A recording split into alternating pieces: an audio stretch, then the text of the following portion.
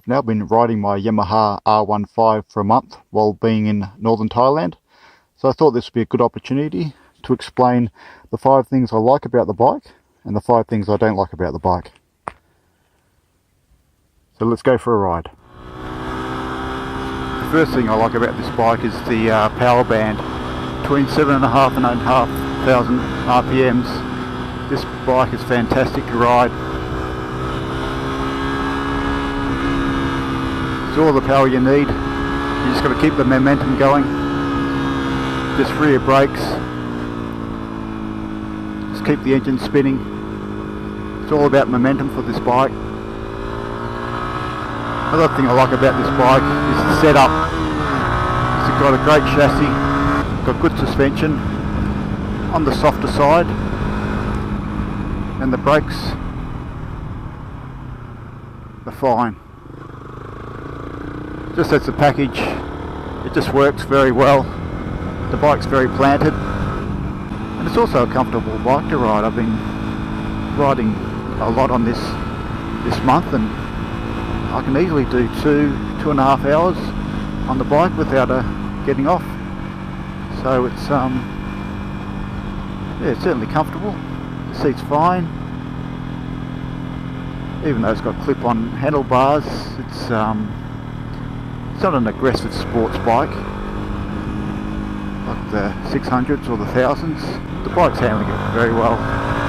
It doesn't get unsettled. Obviously it's under really bad road conditions it does a little, but that's to be expected from every bike. Another thing I like about it is just the agility of the bike. It's so nimble, flicking in and out of corners, very light, 136 kg curb weight. It's just a real small bike that you can throw around. Another thing I like is the economy. It's just amazing. It gets 45 kilometers per litre,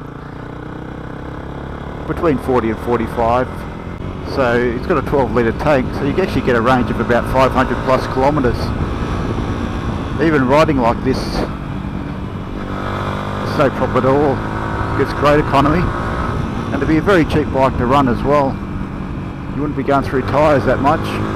The other thing I like about this bike is it's just back to basics motorcycling. No electronic aids. It's just up to the rider to get the best out of the bike. Makes the rider more skillful.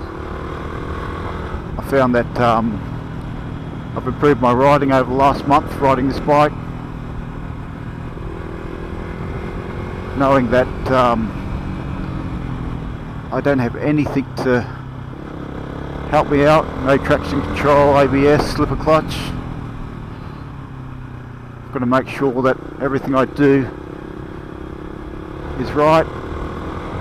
Some of the things I don't like about this bike is the off the mark acceleration. You really got to give it a lot of revs, which is fine, but if you're at a set of lights, you're not always trying to rev the guts out of it. So off a straight start it is a bit gutless, but that's to be expected from a 150.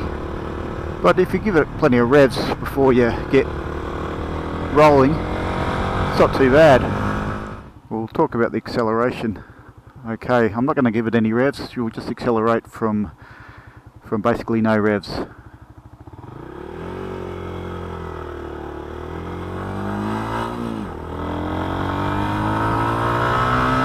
So it does struggle a bit off the mark acceleration with no revs. Obviously you want to put a few revs in the bike before you get going, but it is sluggish from the start. So you've got to just input a few revs into the bike just before you get going, and it's a lot better. I've got a countdown on the lights here, so I'll be able to give it some good revs.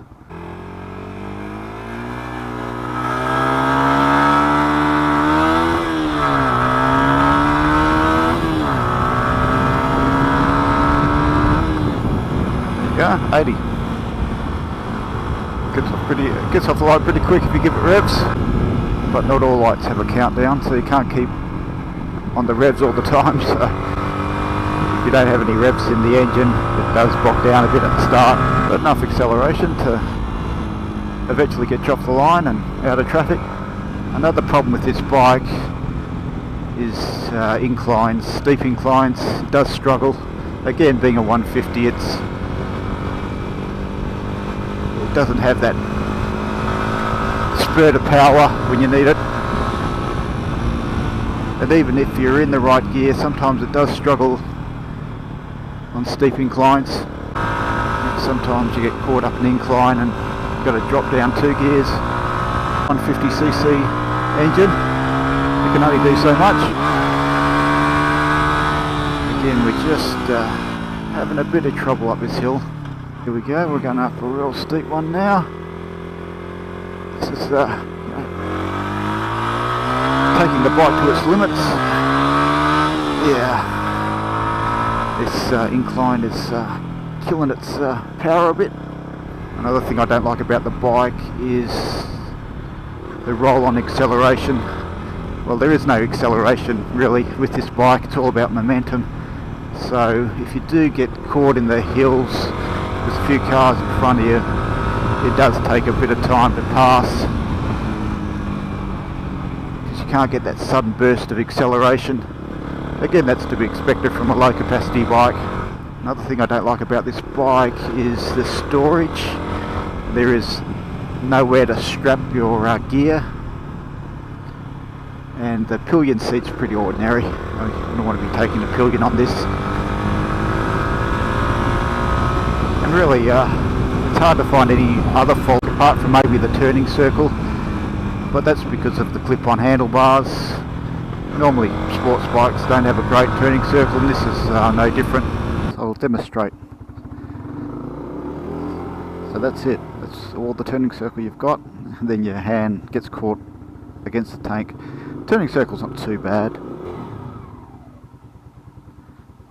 but yeah, as you can see, it's a little bit limiting, but it's just a small gripe.